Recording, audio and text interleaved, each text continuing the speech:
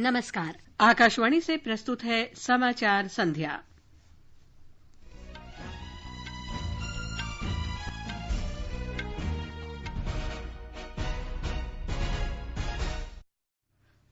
कोविड-19 के मरीजों के स्वस्थ होने की दर बढ़कर करीब 43% हुई। लगभग 71,000 लोग अब तक स्वस्थ हुए। श्रमिक विशेष रेलगाड़ियों से 52 लाख से अधिक यात्रियों को उनके गृह राज्य पहुंचाया गया।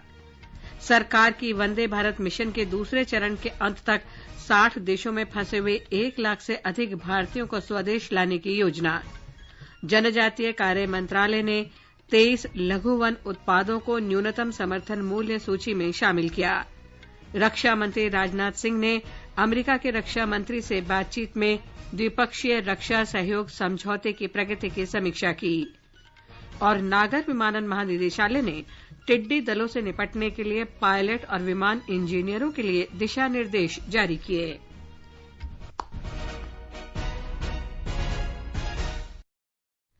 समाचार संध्या में अपने सहयोगी नवीन सक्सेना के साथ मैं लवली निगम। स्वास्थ्य मंत्रालय ने कहा है कि देश में कोरोना वायरस से पीड़ित हुए 71,105 लोग स्वस्थ हुए हैं और ठीक होने की दर बढ़कर करीब 43% हो गई है। पिछले 24 घंटों में 3,414 रोगी स्वस्थ हुए हैं और 7,466 मामलों की सूचना मिली। इस तरह कोविड-19 मामलों की संख्या 1,65,799 पहुंच गई है। भारत में कोविड-19 का प्रकोप फैलने के बाद इस महामारी के मामलों की ये सबसे अधिक संख्या है। पिछले 24 घंटों में 175 लोगों की इस महामारी से मौत हुई है, जिससे पूरे देश में कोविड-19 से जान गंवाने वालों की संख्या 4,706 हो गई है। इस समय 89,987 रोगियों का अस्पताल में इलाज चल रहा है। भारतीय आयुर्विज्ञान अनुसंधान परिषद आईसीएमआर ने कहा है कि पिछले 24 घंटे में कुल 1,21,702 नमूनों की कोविड-19 जांच की गई। देश में अब तक 34,83,838 नमूनों की जांच की जा चुकी है। इस बीच परिषद सरकारी और निजी क्षेत्र के प्रयोगशालाओं को अनुमति देकर जांच सुविधाओं में निरंतर वृद्धि कर रही है। देश में अब तक कुल 641 प्रयोगशालाओं में कोविड-19 की जांच की जा रही है। इनमें 446 सरकारी और 195 निजी क्षेत्र की प्रयोगशालाएं हैं। भारतीय रेल विशेष श्रमिक रेलगाड़ियों के जरिए अब तक 52 लाख से अधिक यात्रियों को उनके गृह राज्य तक पहुंचा चुकी है। आज नई दिल्ली में संवाददाता सम्मेलन में रेलवे बोर्ड के अध्यक्ष विनोद कुमार ने बताया कि भारतीय रेल श्रमिक रेलगाड़ियां चलाने की राज्यों की सभी मांगें पूरी करने के लिए तैयार है।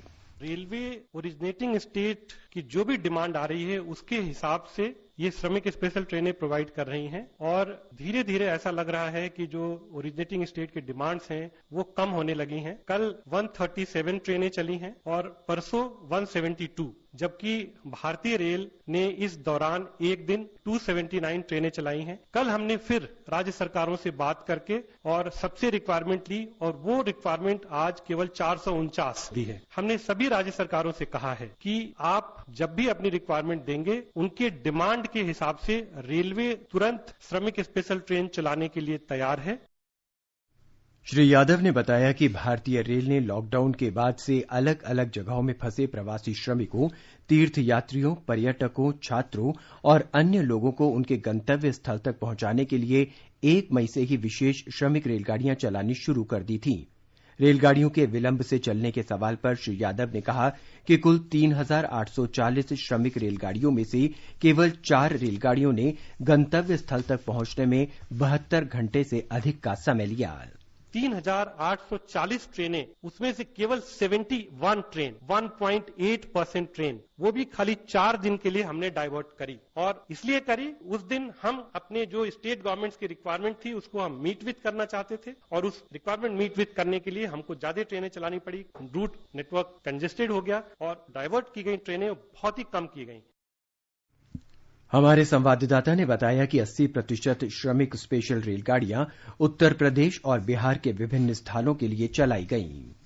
लॉकडाउन के कारण देश भर में विभिन्न जगहों पर फंसे हुए मजदूरों के अलावा अन्य लोगों को उनके गृह राज्य पहुंचाने के लिए 1 मई से ये श्रमिक विशेष रेलगाड़ियां चलाई जा रही हैं। पिछले 1 सप्ताह में इन रेलगाड़ियों के माध्यम से 20 लाख से अधिक लोगों को उनके गृह राज्य पहुंचाया गया। इन रेलगाड़ियों में सफर करने वाले यात्रियों से कोई किराया नहीं लिया जा रहा। रेलगाड़ी में यात्रा करने वाले लोगों को IRCTC की तरफ से 85 लाख भोजन के पैकेट और 1,25,00,000 से अधिक पानी की बोतल मुफ्त में वितरित किया गया। रेल मंत्रालय ने अपील की है कि रोगग्रस्त व्यक्ति, गर्भवती महिलाएं, 10 वर्ष से छोटे बच्चे और 65 साल से अधिक आयु के लोग जरूरी होने पर ही रेल यात्रा करें। किसी भी आपातकाल में यात्री रेलवे की हेल्पलाइन 139 और 138 पर फोन कर सकते हैं। दीपेंद्र कुमार, आकाशवाणी समाचार। इस बीच रेल मंत्रालय ने अपील की है कि रोगग्रस्त व्यक्ति, गर्भवती महिलाएं, 10 वर्ष से छोटे बच्चे, 65 वर्ष से अधिक आयु के लोग जरूरी होने पर ही रेल यात्रा करें। यह अपील यात्रा के दौरान हुई कुछ मौतों को लेकर की गई है। मंत्रालय ने कहा है कि प्रवासियों को घर भेजने के लिए भारतीय रेलवे पूरे देश में रोजाना श्रमिक ट्रेनें चला रहा है। ये देखा गया है कि कुछ लोग जो इस सेवा का लाभ उठा रहे हैं वो पहले से ही किसी बीमारी से ग्रस्त हैं जिनमें कोविड-19 महामारी का जोखिम बढ़ जाता है। रेलवे ने कहा है कि यात्रियों की सुरक्षा बहुत महत्वपूर्ण है और प्रत्येक नागरिक से इस संबंध में सहयोग की अपेक्षा की जाती है। मंत्रालय ने कहा है कि किसी भी आपात स्थिति में यात्री रेलवे की हेल्पलाइन नंबर 139 और 138 पर फोन कर सकते हैं। वंदे भारत अभियान पूरे जोरों से चल रहा है। इसका दूसरा चरण 13 जून तक जारी रहेगा।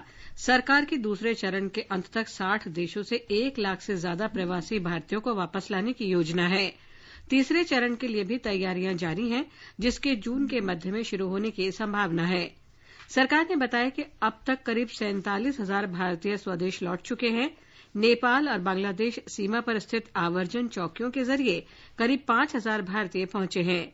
विदेश मंत्रालय के प्रवक्ता अनुराग श्रीवास्तव ने बताया कि कुल 3,08,200 लोगों ने अपरिहार्य कारणों से भारत लौटने के लिए विदेश स्थित भारतीय दूतावासों में पंजीकरण कराया है। एक रिपोर्ट। वंदे भारत मिशन के दूसरे चरण में 60 देशों से 429 एयर इंडिया के विमानों को भारत आना है। इस मिशन के तहत सरकार लैटिन अमेरिका, कैरेबियन देशों, अफ्रीका और यूरोप के सुदूर इलाकों में फंसे भारतीयों को लाने में भी मदद कर रही है। हाल ही में पेरू, मैक्सिको, बेलीज, ग्वाटेमाला, होंडुरास, पुर्तगाल और नीदरलैंड से 300 भारतीयों को लाया गया है। विदेश मंत्रालय के अनुसार इस मिशन में अब निजी विमान कंपनियों को भी लगाया गया है। भारतीयों को देश वापस लाने के लिए चार्टर्ड विमानों की भी सेवा ली जा रही है। आनंद चतुर्वेदी के साथ दिवाकर, आकाशवाणी समाचार, दिल्ली। नागरिक उड्डयन मंत्री हरदीप सिंह पुरी ने आज बताया कि कल 494 घरेलू उड़ानों से 38,078 यात्रियों को लाया गया। कोरोना से लॉकडाउन के कारण 25 मार्च से 24 मई तक देश में सभी निर्धारित उड़ानों पर रोक लग गई थी। घरेलू विमान सेवाएं सोमवार से शुरू हो गईं, लेकिन अंतर्राष्ट्रीय उड़ानें अभी बंद हैं। त्रिपुरा में कोलकाता से अगरतला के लिए इंडिगो एयरलाइन की पहली उड़ान के साथ ही आज से महाराजा बीर बिक्रम हवाई अड्डे पर घरेलू उड़ानों का संचालन शुरू हो गया। हालांकि दूसरे हवाई अड्डों पर उड़ान सेवाएं 25 मई से शुरू हो गई थी। कोलकाता के नेताजी सुभाष चंद्र हवाई अड्डे से अगरतला के लिए अम्फन चक्रवाती तूफान से हुए नुकसान के कारण कोई उड़ान संचालित नहीं हो पाई थी। झारखंड में फंसे मजदूरों को लद्दाख में लेह से 2 निजी विमानों से आज लाया जा रहा है। उच्चतम न्यायालय के निर्देश के बाद यह कदम उठाया गया है। सीमा सड़क संगठन, केंद्र शासित प्रदेश लद्दाख के मंडल आयुक्त और झारखंड के नोडल अधिकारियों के प्रयास से यह एक महत्वपूर्ण कदम है, जिसके माध्यम से लॉकडाउन के कारण देश के दूरदराज इलाकों में फंसे प्रवासी मजदूरों को हो रही कठिनाइयों को कम किया जा रहा है। ब्यौरा हमारे संवाददाता से। बटालिक करगिल की सीमाओं पर विषम परिस्थितियों में रह रहे 60 प्रवासी मजदूरों को आज उनके घरों के लिए निजी विमानों के जरिए लेह लद्दाख से झारखंड के लिए वापस लाने का एक सफल प्रयास राज्य सरकार ने किया है। सीमा सड़क संगठन और केंद्र शासित प्रदेश के अधिकारियों के साथ समन्वय कर राज्य सरकार ने ये कदम उठाया, जिससे इन मजदूरों को उनके घरों में वापस जाने में मदद मिल सके। केंद्र सरकार द्वारा उड़ान सेवाओं को शुरू करने के लिए अनुमति देने के बाद राज्य सरकार ने सभी साधनों के माध्यम से प्रवासी मजदूरों को वापस लाने के प्रयास शुरू कर दिए हैं। राज्य सरकार के पास अंडमान और निकोबार द्वीप समूह में फंसे 448 मजदूरों और पूर्वोत्तर राज्यों में 893 मजदूरों के फंसे होने के आंकड़े हैं, जिनमें त्रिपुरा, अरुणाचल प्रदेश, मणिपुर, मेघालय, नागालैंड और सिक्किम राज्य शामिल हैं। प्रवासियों को इन सभी राज्यों से सुरक्षित वापस लाने के लिए संबंधित राज्यों के साथ समन्वय स्थापित करने के लिए राज्य सरकार द्वारा प्रयास किए जा रहे हैं। मुख्यमंत्री हेमंत सोरेन ने भी ट्वीट कर झारखंड में मजदूरों को हवाई यात्रा से वापस लाने के लिए सरकार द्वारा दिए गए समर्थन के लिए धन्यवाद दिया है। आकाशवाणी समाचार के लिए मैं रांची से शिल्पी। जनजातीय कार्य मंत्रालय ने 23 लघु वन उत्पादों को न्यूनतम समर्थन मूल्य सूची में शामिल किया है। इनमें वन तुलसी के बीज, वन जीरा, मशरूम, काला चावल और जौहर चावल जैसी वस्तुएं शामिल हैं। कोविड-19 महामारी के कारण इन 23 वन उत्पादों को सूची में शामिल करने का फैसला किया गया है, जिससे इस सूची में शामिल इन वस्तुओं की संख्या 73 हो गई है। जनजातीय कार्य मंत्रालय ने कहा है कि नई वस्तुओं में से 14 का देश के पूर्वोत्तर भागों में वाणिज्यिक उत्पादन नहीं किया जाता, लेकिन ये जंगलों में अपने आप उगते हैं। इसी बात को ध्यान में रखते हुए मंत्रालय ने इन वस्तुओं को लघु वन उपज सूची में शामिल करने का फैसला किया। उपभोक्ता मामलों के मंत्री रामविलास पासवान ने कहा है कि भारतीय खाद्य निगम के पास 751 लाख टन से अधिक अनाज का भंडार उपलब्ध है। उन्होंने कहा कि इस समय निगम के भंडारों में 272 लाख टन चावल और 479 लाख टन गेहूं उपलब्ध है, जो लॉकडाउन के दौरान देश की अनाज की आवश्यकताओं को पूरा करने के लिए पर्याप्त है। श्री पासवान ने कहा कि कोविड-19 महामारी के दौरान उनके मंत्रालय का मुख्य जोर सार्वजनिक वितरण प्रणाली और इससे इतर राशन कार्ड धारकों, प्रवासी मजदूरों और केंद्र या राज्य सरकारों की किसी भी खाद्यान्न योजना के अंतर्गत न आने वाले लोगों को अनाज और दलहन उपलब्ध कराना है। श्री पासवान ने कहा कि प्रधानमंत्री गरीब कल्याण अन्न योजना के तहत अगले 3 महीनों में 104 लाख टन चावल और 15 लाख टन से अधिक गेहूं की आवश्यकता होगी, जिसमें से 83 लाख टन चावल और 12 लाख टन गेहूं विभिन्न राज्यों और केंद्र शासित प्रदेशों ने उठा लिया है। नेशनल करियर सर्विस एनसीएस ने लॉकडाउन की अवधि के दौरान करीब 76 ऑनलाइन रोजगार मेले आयोजित किए हैं। श्रम और रोजगार मंत्रालय ने कहा है कि इस तरह के मेलों का आयोजन नौकरी चाहने वालों और नियोक्ताओं को एक दूसरे के संपर्क में लाना है और इन मेलों में उम्मीदवार के आवेदन करने से लेकर चयन और नियुक्ति तक की सारी प्रक्रियाएं ऑनलाइन पूरी की जाती हैं। नेशनल करियर सर्विस ने निःशुल्क ऑनलाइन रोजगार कौशल प्रशिक्षण का कार्य भी शुरू किया है और इसमें टाटा कंसल्टेंसी सर्विस टीसीएस की मदद ली जा रही है।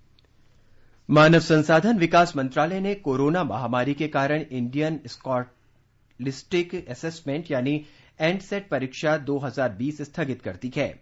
मानव संसाधन विकास मंत्री रमेश पोखरियाल निशंक ने कहा कि परीक्षा की नई तिथियों की जल्द ही घोषणा की जाएगी।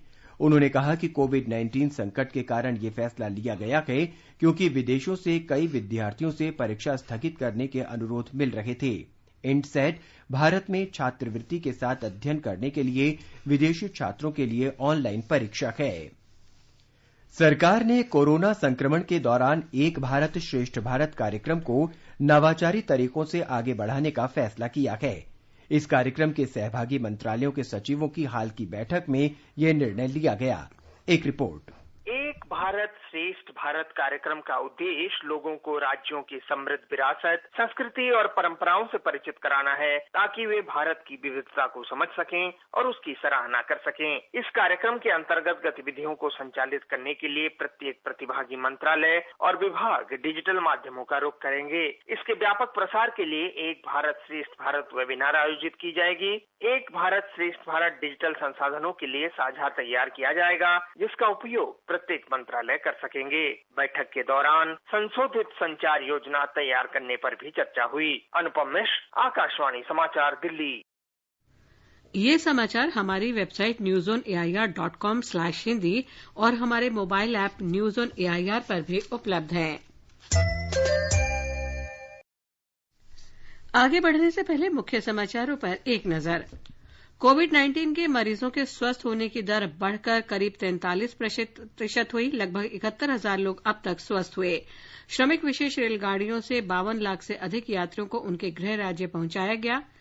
सरकार की वंदे भारत मिशन के दूसरे चरण के अंत तक 60 देशों में फंसे हुए 1 लाख से अधिक भारतीयों को स्वदेश लाने की योजना। जनजातीय कार्य मंत्रालय ने 23 लघु वन उत्पादों को न्यूनतम समर्थन मूल्य सूची में शामिल किया। रक्षा मंत्री राजनाथ सिंह ने अमेरिका के रक्षा मंत्री से बातचीत में द्विपक्षीय रक्षा सहयोग समझौते की प्रगति की समीक्षा की और नागर विमानन महानिदेशालय ने टिड्डी दलों से निपटने के लिए पायलट और विमान इंजीनियरों के लिए दिशा निर्देश जारी किए। नागर विमानन महानिदेशालय डीजीसीए ने आज विमान संचालन से जुड़े पायलटों और इंजीनियरों आदि के लिए टिड्डी दलों से निपटने के लिए दिशा निर्देश जारी किए। डीजीसीए ने कहा है कि विमानों के उड़ान भरते और उतरते समय टिड्डी दल खतरे का कारण बन सकते हैं और इससे इनसे सावधान रहना चाहिए।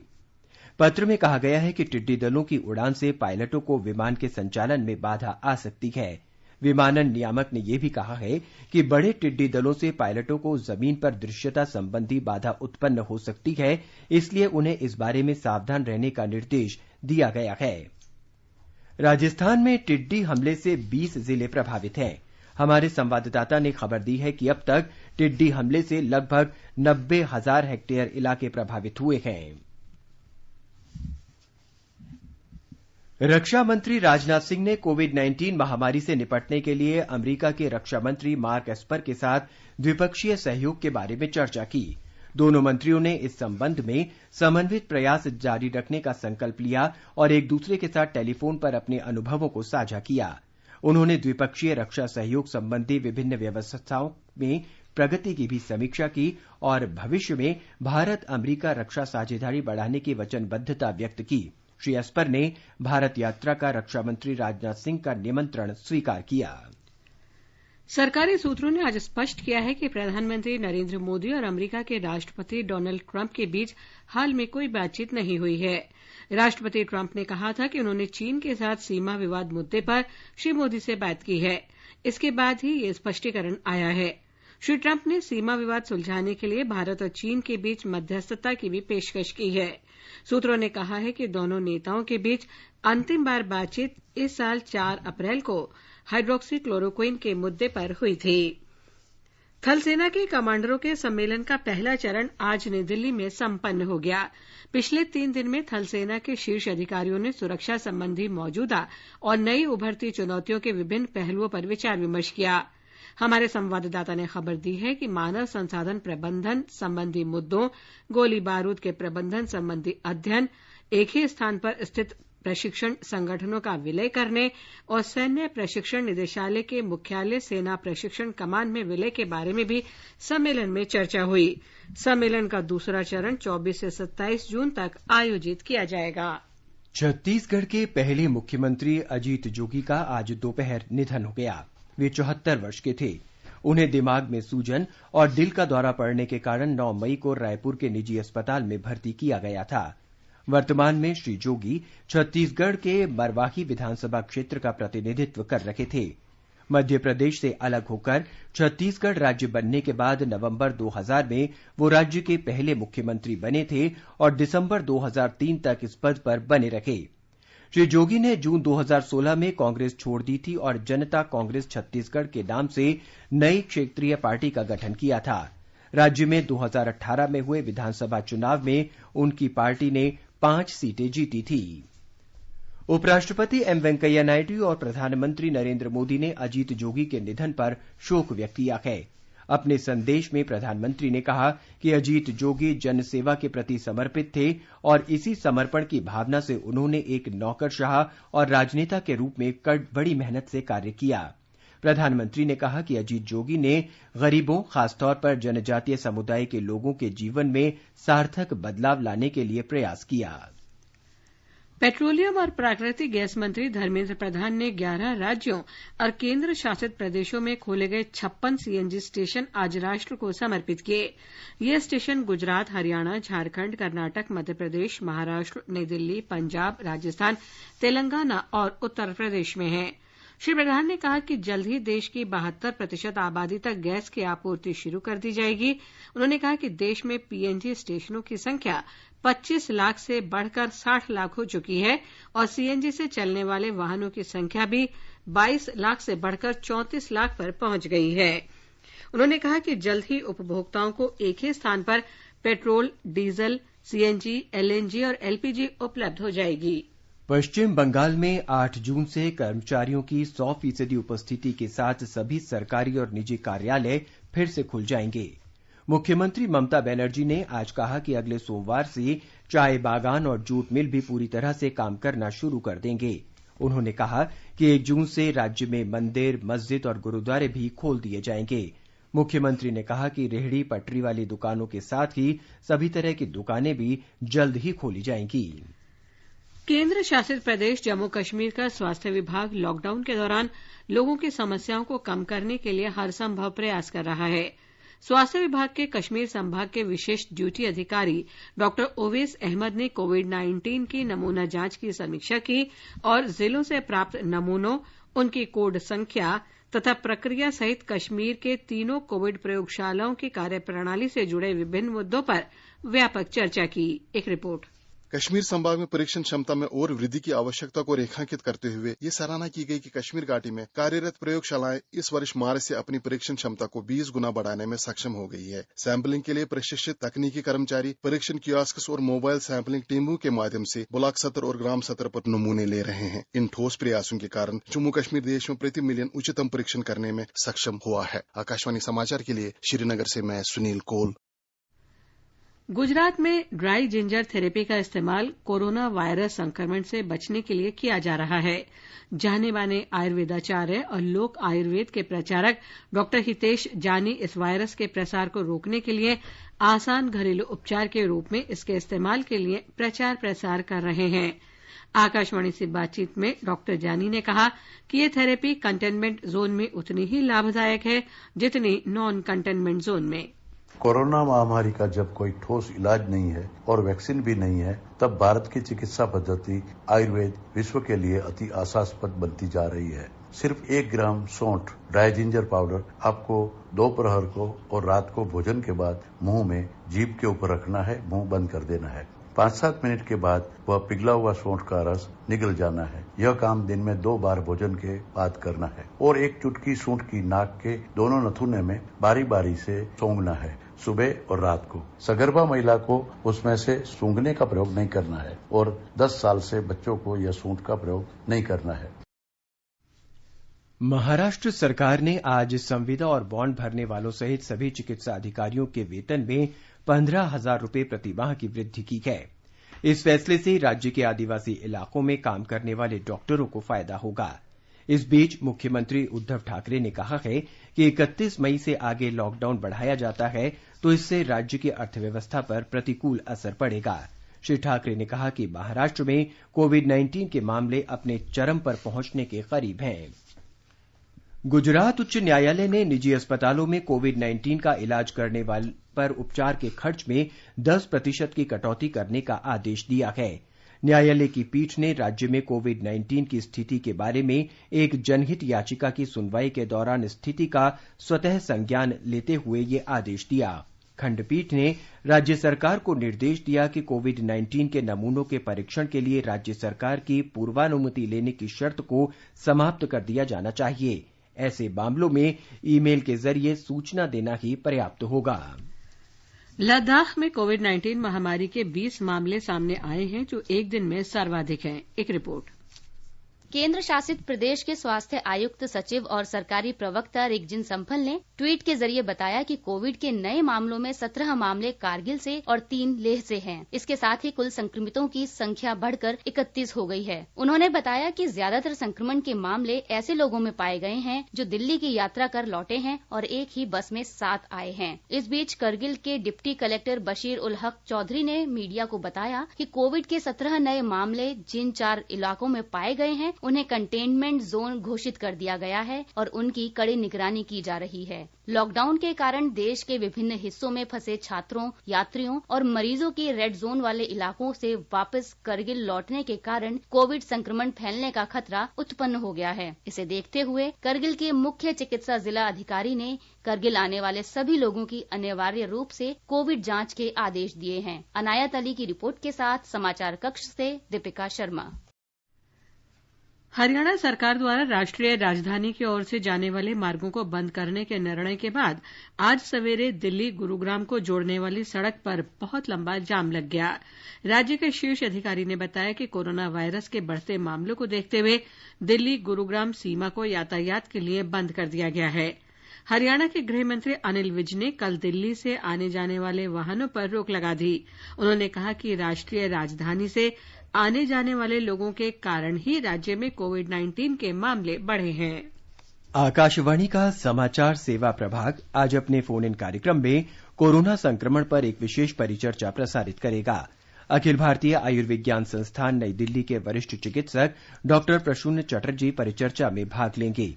ये कार्यक्रम आज रात 9:30 से एफएम गोल्ड और अतिरिक्त चैनलों पर सुना जा सकता है। श्रोता फोन नंबर 01123314444 और 1800115767 पर कॉल कर विशेषज्ञ से सवाल पूछ सकते हैं। हमारे Twitter handle @AIR news alerts पर #AskAIR के जरिए भी सवाल पूछे जा सकते हैं। आकाशवाणी का समाचार सेवा प्रभाग विशेषज्ञों की राय श्रृंखला में कोविड-19 महामारी के बारे में वरिष्ठ चिकित्सकों की राय प्रसारित करता है। नीति आयोग के सदस्य स्वास्थ्य डॉक्टर VK पॉल ने आकाशवाणी से बातचीत में लोगों को कोरोना संक्रमण की कड़ी तोड़ने के लिए एक दूसरे से संपर्क के समय सामाजिक दूरी बनाए रखने की सलाह दी। We ensure that there is universal social distancing. We ensure that the transmission chain of this deadly virus is broken once and for all. And the only effective way forward for us is to conform to the guidelines of ensuring fullest possible social distancing through lockdown. कोशिकीय एवं आणविक जीव विज्ञान केंद्र के निदेशक doctor Rakesh Mishra ने virus की सघन परीक्षण के लिए प्रयोगशालाओं में टीके विकसित करने और सीरम जांच के महत्व पर प्रकाश डाला।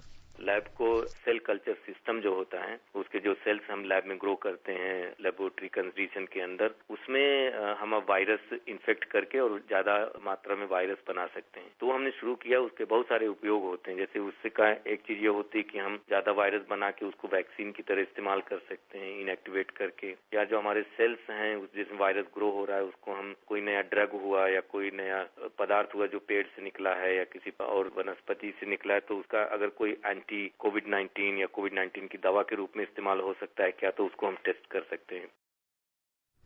मध्य प्रदेश में छतरपुर जिले के एक किसान हरिराम बंसल ने प्रधानमंत्री किसान योजना के तहत लाभ प्राप्त किया। हरिराम ने इस पहल के लिए सरकार को ये कहते हुए धन्यवाद दिया कि लॉकडाउन के दौरान इससे काफी राहत मिली। मैं ग्राम कदारी का रहने वाला हूँ। मेरा नाम हरिराम बंसल है। जो पैसे सरकार द्वारा आए हुए हैं 2000 रुपये पहली किस्त मिल चुकी है और दूसरी भी आ चुकी है। इसी प्रकार से सरकार हमको सहायता देती जाए। धन्यवाद। जाने माने फिल्म अभिनेता सलमान खान ने कोविड-19 से बचने के लिए लोगों से सुरक्षित दूरी का पालन करने और अफवाहें न फैलाने की अपील की है। ये जो गवर्नमेंट है ये आपके लिए और हमारे लिए, हम सबके लिए बोल रही है, तो इसको सीरियसली लो, अफवाहें मत फैलाओ। सबको ऐसा लगता है कि ये हमारे साथ नहीं होगा।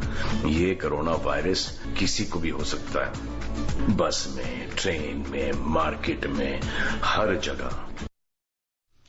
और अब एक नजर कल के मौसम के पूर्वानुमान पर। राष्ट्रीय राजधानी क्षेत्र दिल्ली में न्यूनतम तापमान 22 डिग्री सेल्सियस और अधिकतम तापमान 36 डिग्री सेल्सियस रहेगा। दिल्ली में कल गरज के साथ वर्षा भी हो सकती है। मुंबई में आंशिक रूप से बादल छाए रहेंगे।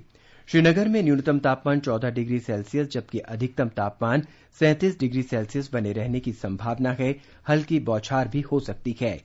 गिलगित में आमतौर पर बादल छाए रहने और हल्की बौछार रहने का अनुमान है। मुजफ्फराबाद में आंशिक रूप से बादल छाए रहेंगे। धूल भरी आंधी या गरज के साथ छींटे पड़ने की संभावना है। और अंत में मुख्य समाचार एक बार फिर। कोविड-19 के मरीजों के स्वस्थ होने की दर बढ़कर करीब 43% हुई। लगभग 71,000 लोग अब तक स्वस्थ हुए। श्रमिक विशेष रेलगाड़ियों से 52 लाख से अधिक यात्रियों को उनके गृह राज्य पहुंचाया गया। सरकार की वंदे भारत मिशन के दूसरे चरण के अंत तक 60 देशों में फंसे हुए 1 लाख से अधिक भारतीयों को स्वदेश लाने की योजना। जनजातीय कार्य मंत्रालय ने 23 लघु वन उत्पादों को न्यूनतम समर्थन मूल्य सूची में शामिल किया। रक्षा मंत्री राजनाथ सिंह ने अमेरिका के रक्षा मंत्री से बातचीत में द्विपक्षीय रक्षा सहयोग समझौते की प्रगति की समीक्षा की और नागर विमानन महानिदेशालय ने टिड्डी दलों से निपटने के लिए पायलट और विमान इंजीनियरों के लिए दिशा निर्देश जारी किए। इसके साथ ही समाचार संध्या का ये अंक समाप्त हुआ। नमस्कार।